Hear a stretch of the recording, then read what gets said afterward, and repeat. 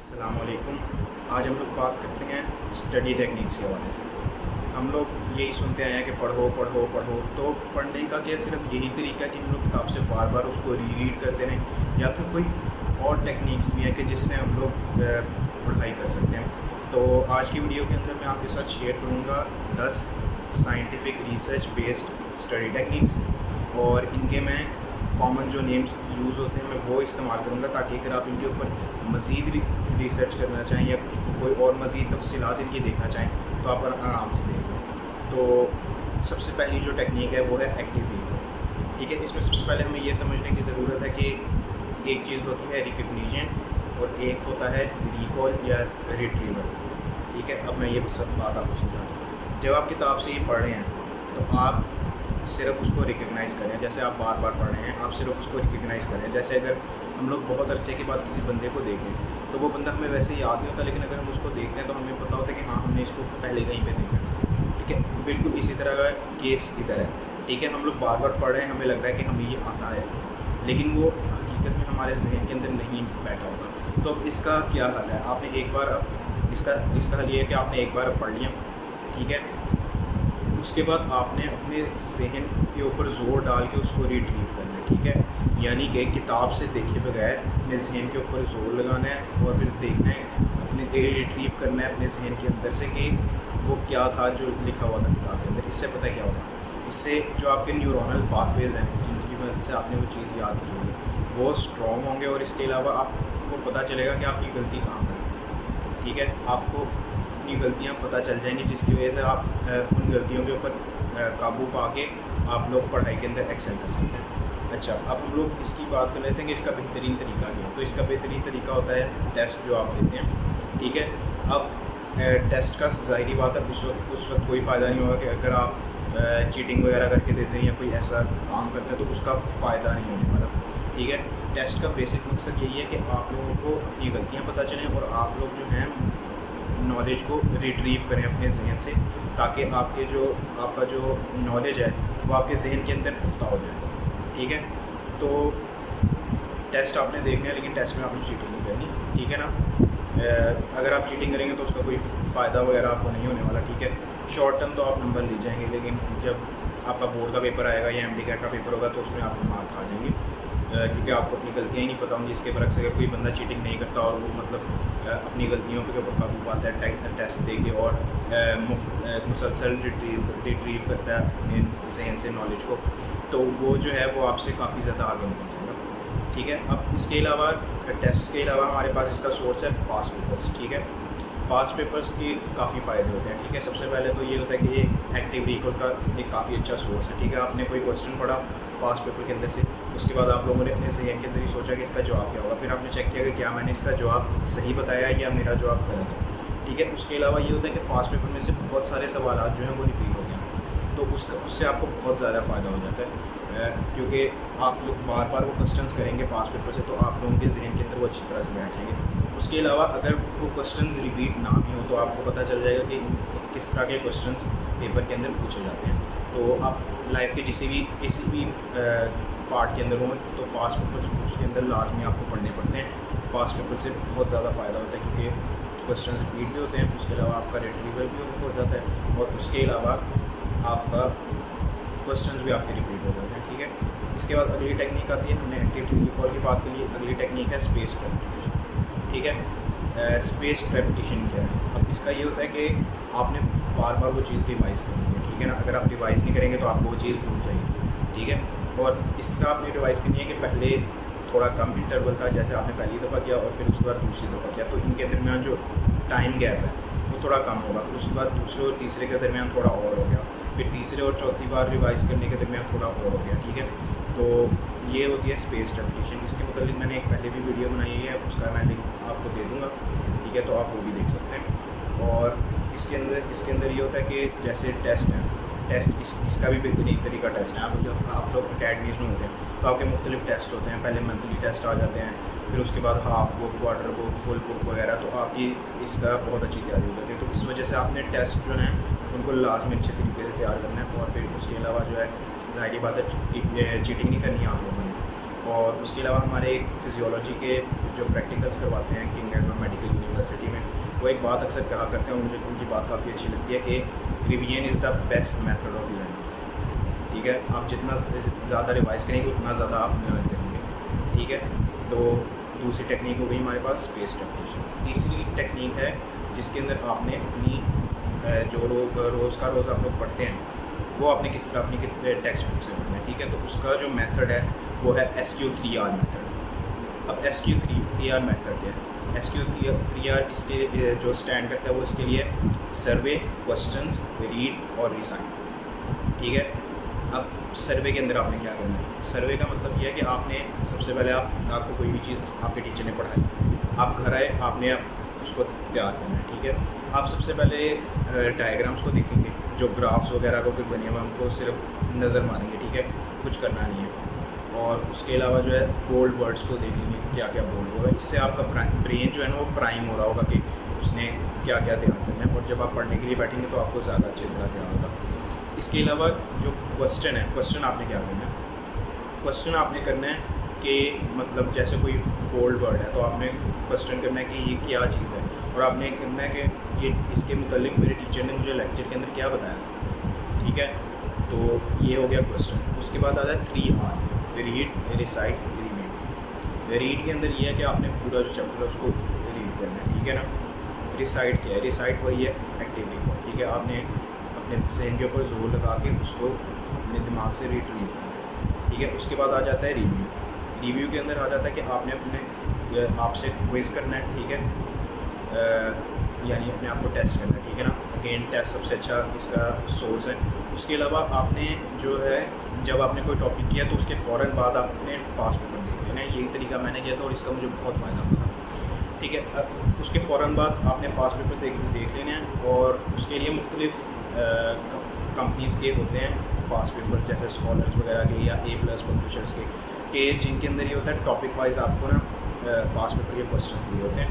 तो चैप्टर आपने तैयार किया, उसके फ़ौरन बाद अगर आप वो कर लेते हैं ना तो उससे आपका ना काफ़ी अच्छी तरह से वो चीज़ तैयार हो जाती है। उसके अलावा आप वो जो है पास पेपर अपने टेस्ट से भी पहले तैयार कर सकते हैं। जैसे आपका एक चैप्टर का टेस्ट है तो आपने वो वाला चैप्टर जो है पास पेपर से देख लिया, और उसके अलावा जो आपके फाइनल एग्जाम्स होते हैं उससे पहले भी देख सकते हैं, तो उसका बहुत ज़्यादा फायदा हो जाता है। ठीक है, इससे अगला हमारे पास मेथड आता है टीचिंग अदर्स।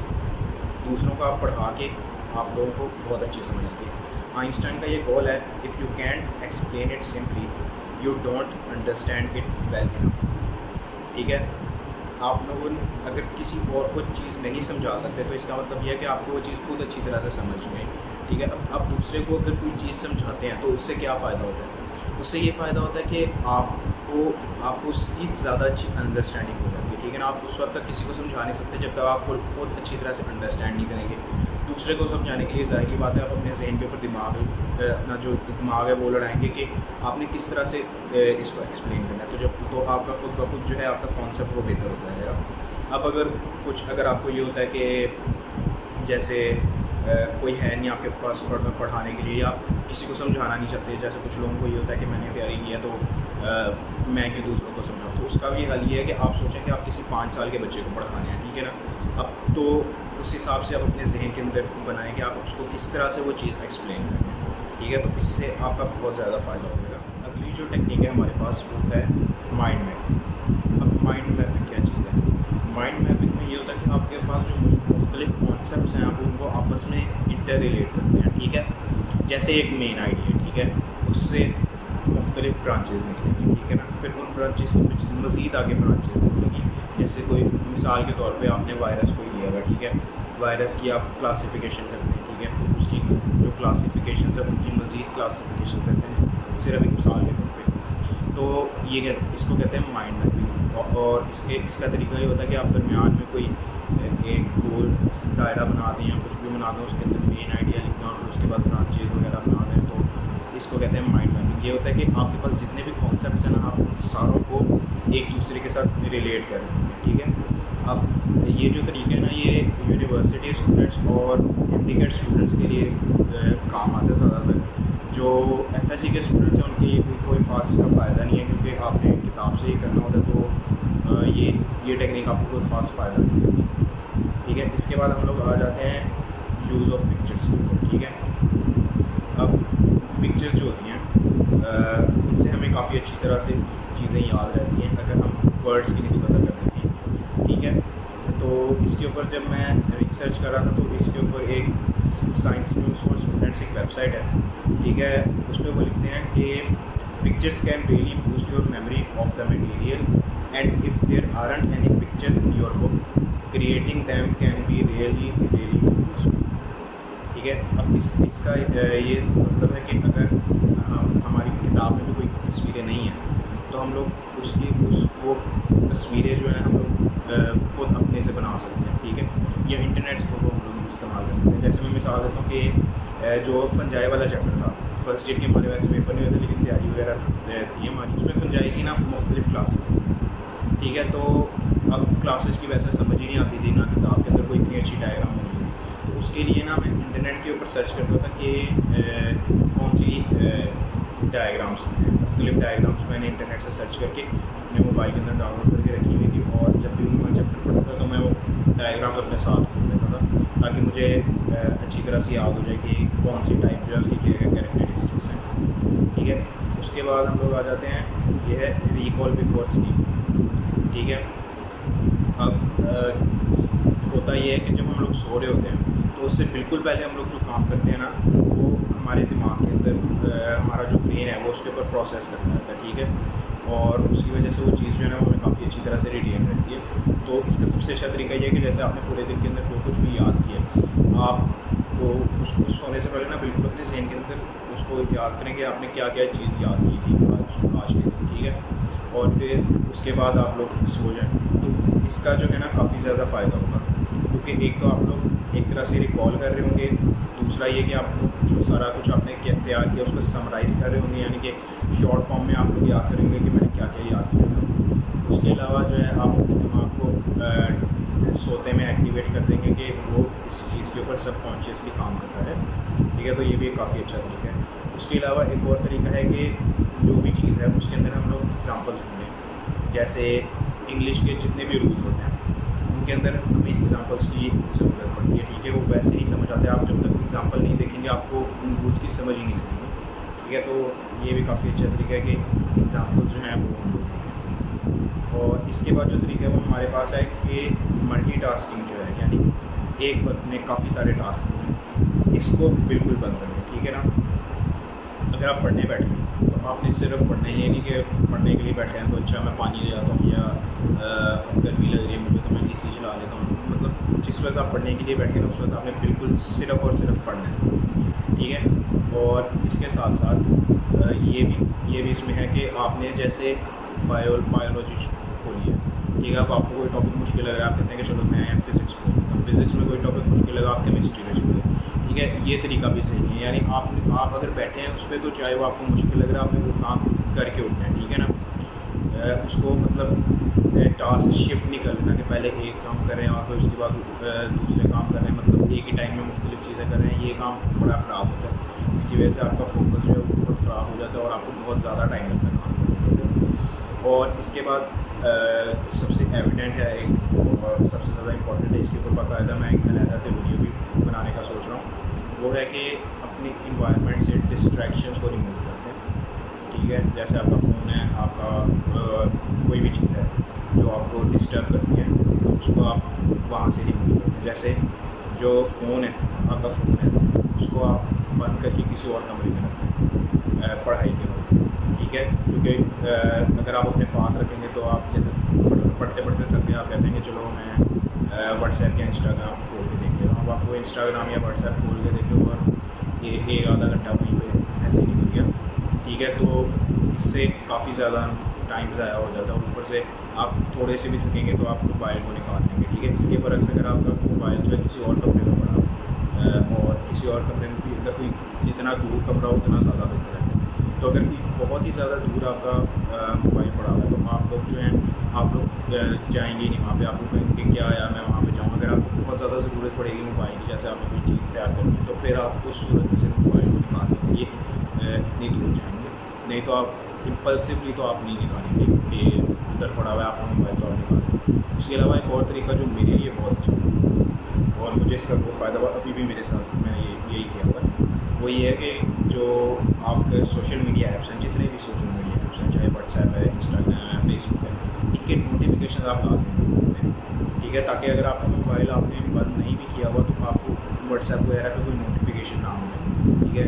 और आप लोगों को मैसेज सिर्फ तभी रिसीव हो जब आपको रिसीव करना चाहिए, यानी कि जब जिस वक्त आप लोग अपना व्हाट्सएप या अपना इंस्टाग्राम या फेसबुक खोलें तो आपको उसी वक्त वो मैसेज पढ़ने को मिले। ये ना हो कि आप लोग कोई और काम कर रहे हो, उधर से आपकी मोबाइल की नोटिफिकेशन आ जाए कि ये इसका मैसेज आया है और उसका मैसेज आया, तो ये भी एक तरीका है। तो ये सारे तरीके थे। ये इसके ऊपर मुख्तलिफ बुक्स भी हैं स्टडी टेक्निक्स के ऊपर, अगर आप इसके डिटेल में रिसर्च करना चाहें तो वो भी आप पढ़ सकते हैं। उसके अलावा मुख्तलिफ वेबसाइट्स भी हैं जिनके ऊपर साइंटिफिक रिसर्च मौजूद है स्टडी टेक्निक्स के हवाले से, तो आप वो भी देख सकते हैं। तो ये बहरहाल मैंने जितनी भी मुझे स्टडी टेक्निक्स इस्तेमाल करी खुद इस्तेमाल करके अच्छी लगी थी, और जो साइंटिफिक जिनके पीछे था ये सारी मैंने वो एक्सप्लेन किया। तो उम्मीद है कि आपको ये वीडियो